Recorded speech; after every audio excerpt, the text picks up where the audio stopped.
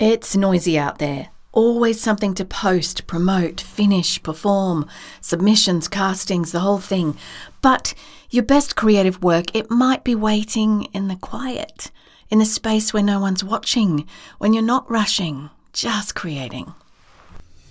Welcome to the Healthy, Wealthy, Wise Artist podcast, where artists of all kinds come to fuel their passion, sharpen their skills, and thrive in their creative lives. I'm your host, Lara Bianca-Pilcher, life and creativity coach and fellow artist, here to support you on your artistic journey. Whether you're a performer, writer, visual artist, or any kind of artist, this is the space for real talk, practical advice, and inspiring stories. Subscribe and join us each week for more inspiration and actionable insights to fuel your artistry. Let's dive in and get inspired. I'll be the first to say that I have been caught up in not quiet creating in my past.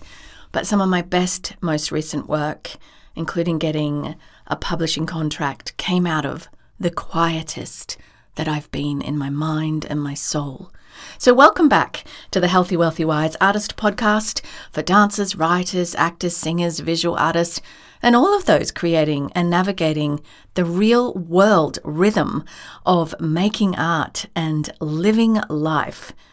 I'm Lara Bianca-Pilcher. I'm a life and creativity coach, ICF, PCC. Doesn't mean much to you, just means I've trained hard and done a lot of hours. I'm a lifelong artist, and this episode is for you, for artists who might feel by this modern tech-saturated world overstimulated, stretched thin, or honestly just tired of the pressure to perform creativity instead of experience it. I hear so many people go, I don't want to show up, I don't want to dance and be silly online, and it's this entertainment-driven culture. And for many artists, we're just caught in the middle of, I want to experience my art. I don't want to perform and please in terms of, I'm not talking about performers such as dancers or singers. I'm talking about the craft of what we do. This one is about quiet kind of creating and why it might be the most powerful kind of creating that you can do in this saturated world. Let's dive in. You might argue, why do artists need quiet? You might be thinking, I'm doing fine creating under the hustle. But we're often told that visibility, speed, and constant output equals success. But what if that's drowning your intuition? What if the pressure to constantly show up is pushing out the exact thing you're meant to create, getting it out of your system because you can't hear it? Real story, I worked with an artist who's multi-talented, multifaceted. She's a writer, a musician, a dancer, who kept pushing herself to post online every day. She was building a platform, but slowly losing touch with the kind of writing that lit her up. And when she unplugged for a while, took a season off, even briefly, something shifted. She heard a story again come out of her subconscious, not for the algorithm, but for herself. And it was in that quiet that she created some of her best work. And like I said at the beginning, some of my best work, and I am guilty as charged as being someone in the past who was caught up in the hustle and really found it hard to sit or be quiet. But some of my best work, the most successful work, has come out of the quiet, still seasons. So what about the science and the spirit of creative stillness? Because quiet doesn't mean absence. It means space, intention, listening. And when your nervous system settles, your brain gets access to deeper processing. That's when the breakthroughs come for an artist. Some of your best ideas might arrive in a silent room or on a walk, in a notebook no one reads but you. It might be that you do morning pages. Artists often think breakthrough looks like loud success, but it starts way before that. in the stillness, in that clarity, in that subconscious that comes out. I have a lot of coaching clients that can't hear their own thoughts until I take them through the science of a coaching experience, and then suddenly they get those light bulbs and the clarity that's been missing in the saturation and overwhelm of this life. Now, I know that very few people actually set goals, so adjust this as I share it with you. But the question is, how then do you cultivate a quiet in your creative life, space? So number one here, and I'm going to give you a few tips, is to schedule space without goals, without an intention. Try like 30 minutes that you've scheduled, just like you do a schedule for your gym workout maybe, or a coffee with a friend. Try 30 minutes where you create, journal, or sit without needing any outcome. And this is the science behind sitting in the morning and just journaling. I have on my website a journal for this kind of thing. It's got some guided questions, the Creative Purpose Journal. You're welcome to have a look at that. You can get it on Amazon. But you're just sitting for 30 minutes where you create, journal without needing any outcome. And that allows you to find space and hear your own thoughts. And I recognize that once you start the day, it can be hard to actually lean into that. So it is good to do it before you get busy with tasks. Number two, create in private. What would you make if no one could like it? No one even saw it. For now, go there. That's where your creative voice lives and is speaking to you. Start in private.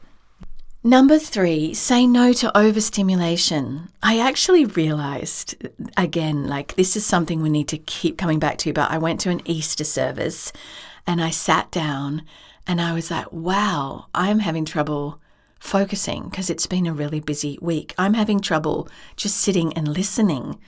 And that isn't just me. That is what the modern world is doing. We're so often multitasking, watching TV while scrolling, doing multiple things at once.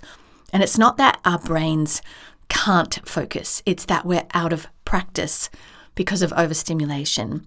So you need to mute. And I recognize this in myself. Pause, log off. Force yourself to just do that one thing. Your creativity needs room to speak without interruption. We need to be able to tune ourselves back in to the station, the frequency of our creativity. So say no to overstimulation. And number four, honor the quiet season. Sometimes you're not blocked or stuck, you're just being still. And stillness isn't always absence. Stillness can be incubation.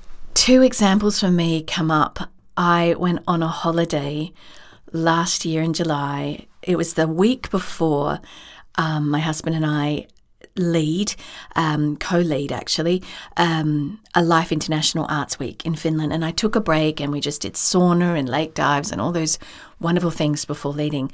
The week following that break, I had some of the best clarity about where I want to take my next chapter of my life. It was so loud and so clear.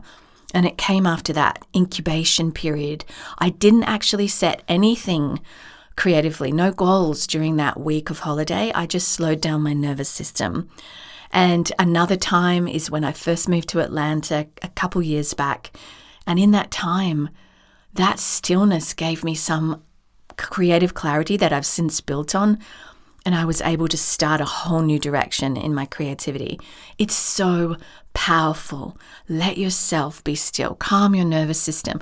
Some of the ways that I do that and you can do that is simple things like taking a breath, taking a walk in nature, putting a hand on your heart, practicing healthy detachment. I'm not talking about pushing things under, but where you recognize the anxiety and stress that life's bringing, put a hand on your heart, take some deep breaths and tell yourself you're safe.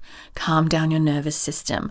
And when you're in that place, that's the actual human science of creativity, is the stillness and the calm. Not when we're caught up in fight, flight, fawn, freeze, all of those things, faint, but when we're calm and we're able to actually hear our own thoughts.